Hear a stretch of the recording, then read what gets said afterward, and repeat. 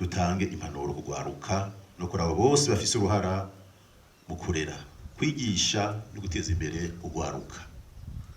Ubwa mbere, gwaruka imisi yose muri vyose na hose murame murangwa n'umwete, ubwira n'ubukerebutsi, ubuhizi, ubutwari, ubutore bibabere inkingi n'inkinzo, murangwe na ntaryo n'umutima rugabo.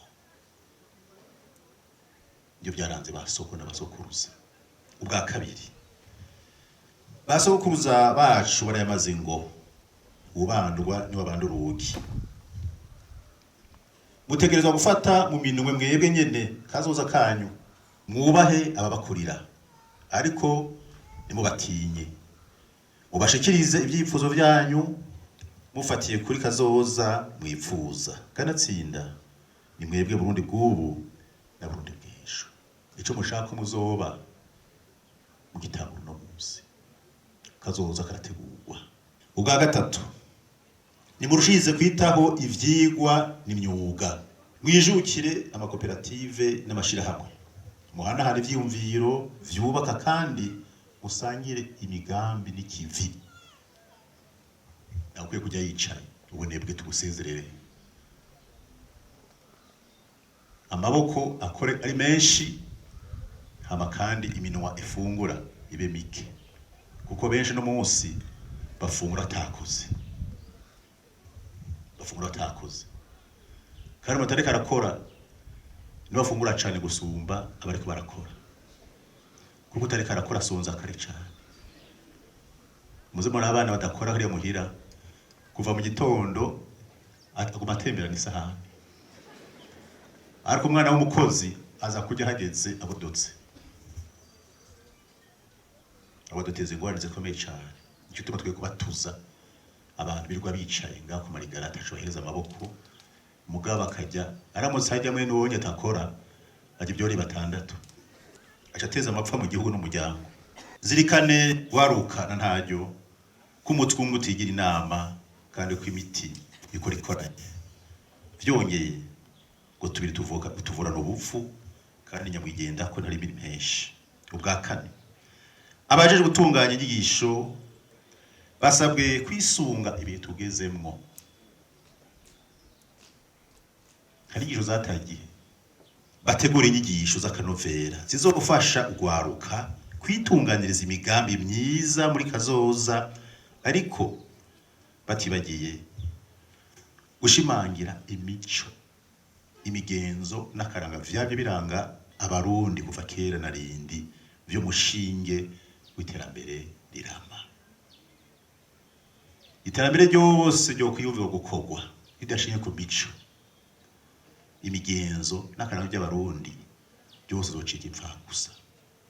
Iterambere birimwo ubuhizi, ubutwari, ubutore, ubufasoni, urukundo, ubumwe, urunani. Ngivyo ibintu byanyu biranga abasoko n'abasokuruza. Ubwizigirwa, ukuziririza, hari imiziro. Iterambere rize gukura kubaha umuvyeyi n'igihugu n'igihugu ntaho ri gushikana. Iterambere rize gukura ku ndero ndundi ntaho rizo gushikana, kuzocika ikiburirane, itunga ryawe gupfira ubusa. Haya migenzo mibi twumva n'Imana itemera, abantu bahimba agahimbo ugasanga ho kwitwa abantu bacitse inyamaswa. Kibyigwa n'icumva icerekwa n'ikibona. Iryo terambere si ryo, n'Imana ntiryemera, naco rigufasha atari kuja mu mahonero. Ubwa gatanu, abarongoye imigambwe, amashirahamwe, amadini n'amashengero tubasavye gushira imbere ugwaruka mu migambi myiza yabo, kuko kandi usanga bafise imigambi mibi. Tubasavye imigambi myiza y'ugwaruka, kuko kandi usanga bafise imigambi mibi twarayibonye muri kahise. Ubwa gatandatu, ihate mu gutorera inyishu ibibazo bimwe bimwe vyanyu. Hari abantu bakuze bigira abana, ugasanga umukangara cyangwa umuyabaga w'imyaka 25 acifata nk'umwana waregwe mufata ukuboko k'umwana basoko bari maze ngo iyo ubwanwa bumeze ubwana burimuka. Ibyo tubimenyesheje urwaruka tunabwira n'abavyeyi.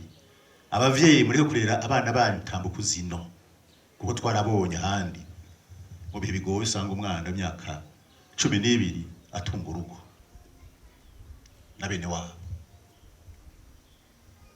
Nimwagira abana banyu bazoba abana, nimwabagira abagabo bazoba abagabo.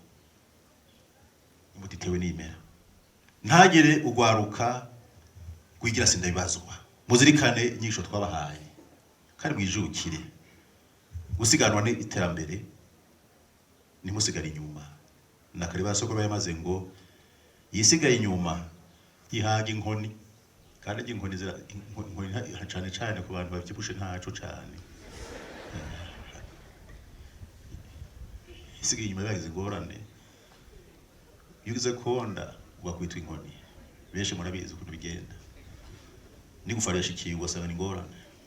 Ubwindwi ugwaruka rwacu abavyeyi, abarezi, abarongozi twese hamwe twabe twibuka ko Imana ari umuvyeyi w'abavyeyi. Ntaco dufise tutahawe n'Imana kandi ntaco turi tutagizwe n'Imana. Ako kantu guce ku karongo. Nta na kimwe wazanye kandi kimwe uzotwara. Nta kimwe turi tutagizwe n'Imana kandi kimwe dufise tutahawe n'Imana. Iyo ni banga rikomeye rwose kandi nzobisengera bibabuza amahoro kuza mwese muzoja ku musitari ukumva yuko atana kimwe ufise utahawe n'Imana. Ibyo ukora byose bikora ku isi Imana yaremye, nibikora mu kirere. Abikora bose ukoresha ab'Imana yaremye. Ibyo byose n'amafaranga ari biki bihingurwa mu Imana yaremye. Nta na kimwe ufise utahawe n'Imana kandi kimwe uri utagizwe n'Imana. Kandi bise n'intango nabirera ivyo wawe.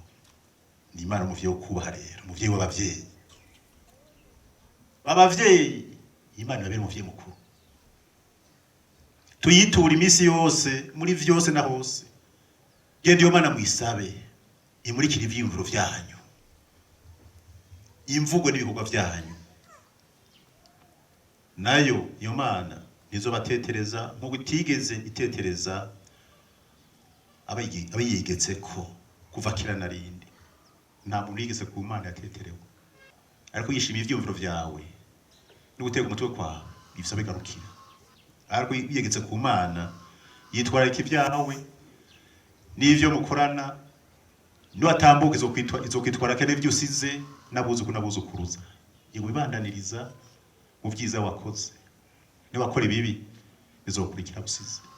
Imigambi n'ibikorwa vyanyu mubishire ibihe byose mu biganza vy'Imana. Maze mukore musenga kandi musenga mukora. Niyo muzoranirwa.